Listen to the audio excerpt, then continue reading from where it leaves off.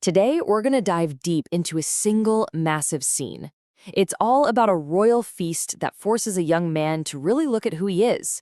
And it seems like just one night, but it ends up steering the entire course of his life. Right off the bat, we're dropped straight into Jon Snow's head, into his main conflict. Just think about that for a second. The very thing that makes him a total outcast, being a bastard, can sometimes feel like a weird kind of freedom. But as we're about to see, that feeling is paper thin. All right, so let's set the scene. We're at this huge feast in Winterfell. The king is there, everybody's celebrating, but Jon isn't with his family. His social status is like a physical wall. He's not up at the high table, he's shoved off to the side, on the benches, and the difference between his world and theirs is just impossible to ignore. And this right here just lays it all out.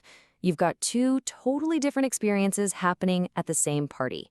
The Stark kids, they're up on the dais, sitting with princes and princesses, all formal and buttoned up, one glass of wine, and absolutely no dire wolves allowed. Meanwhile, Jon's down in the cheap seats with the squires. He can drink as much as he wants, and his wolf, Ghost, is right there at his feet. He tries to tell himself he's the lucky one, but let's be real. This freedom is just another word for being irrelevant. He's not important enough to have rules. And speaking of his direwolf, Ghost is the perfect mirror for Jon himself. I mean, think about that imagery. You have this hole that is just exploding with color, with music, with noise. And in the middle of it all, there's this silent white wolf. Ghost is the quiet outsider, a living, breathing symbol of his master. And it's not just symbolism, It plays out right in front of him. Under the table, this massive mongrel, like 3 times Ghost's size, comes up and challenges him for a piece of meat. The big dog is all noise, growling, snapping, making a huge show of it. And Ghost? The pup doesn't make a sound. He just stands his ground, bares his fangs, and stares the other dog down. And the bigger dog? It just backs away. It's this perfect reflection of Jon's own quiet strength.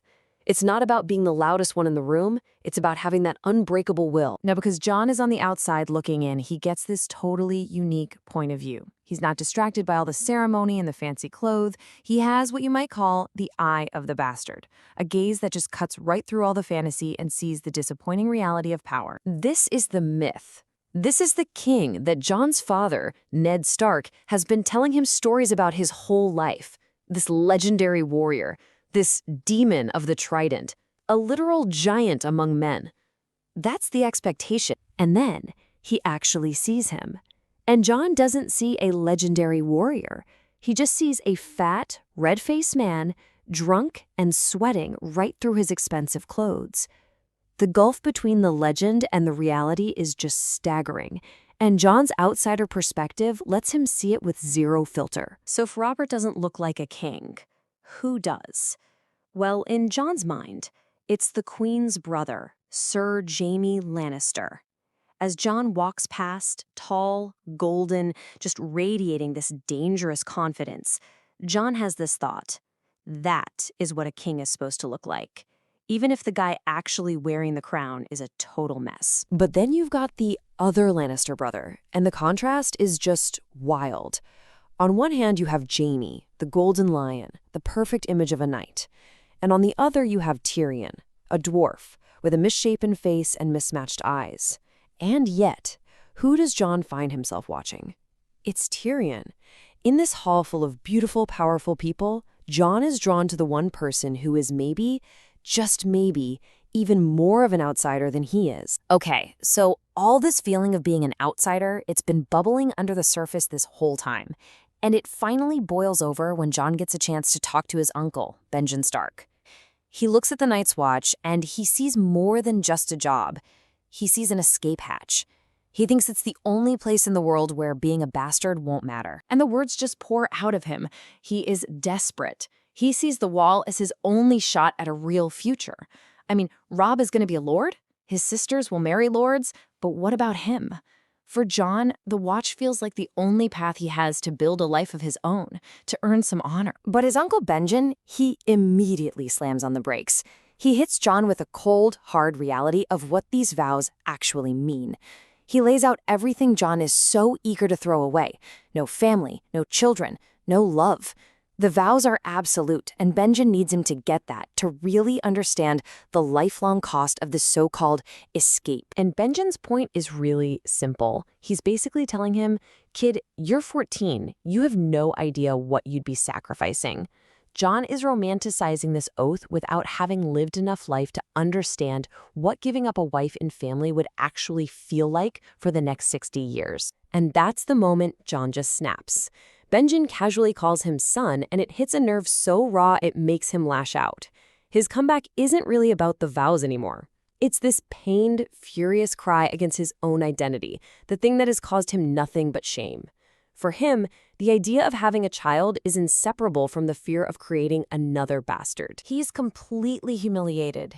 He just runs, turns and bolts from the Great Hall, stumbling, knocking over a serving girl, tears burning his cheeks. He's running from his uncle, from the sound of laughter, but really, he's just trying to run away from himself. So here he is, out in the cold, dark courtyard, feeling totally and completely alone, and he runs smack into the one person in the entire castle who might actually get it.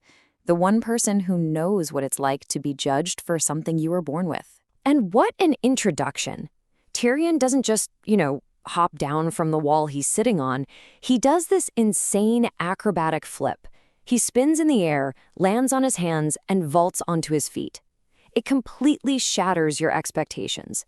The guy everyone dismisses as the imp is suddenly graceful, agile, completely in control. No hello, no small talk. Tyrion goes right for the throat. He says the one word that is the source of all of Jon's pain, bastard, and then offers him advice. It's so blunt, it's almost cruel, but it might just be exactly what Jon needs to hear. And this right here, this is the thesis statement for the whole scene. Tyrion's advice is just profound. He says, listen, never forget what you are, because the world sure as hell won't. He's telling him to stop running from it, to own it so completely that no one can ever use it to hurt him again. Wear it like a suit of armor. And this is where Tyrion builds a bridge between them. He's saying, look, our fathers, they look at both of us and see something lesser. In their eyes, we're the same. He creates this bond. But then he gives Jon this incredible gift. He says, your circumstances don't have to be your prison. You don't have to let their judgment make you small. And what a perfect final image to leave us with. As Tyrion walks off, the light from the hall casts his shadow long across the courtyard. And for just a second, his shadow makes him look as tall as a king. It's this beautiful, symbolic moment. In the end, his physical height means nothing. It's his wisdom, his empathy that gives him a stature that dwarfs everyone else in that castle. And really, that's the question this whole thing leaves us with, isn't it? It's a question that's so much bigger than just this one story. It's universal. Tyrion gives Jon the key, and it's a challenge he hands to us too. How do you take the one thing about yourself that you think is your greatest weakness and learn how to wear it like armor?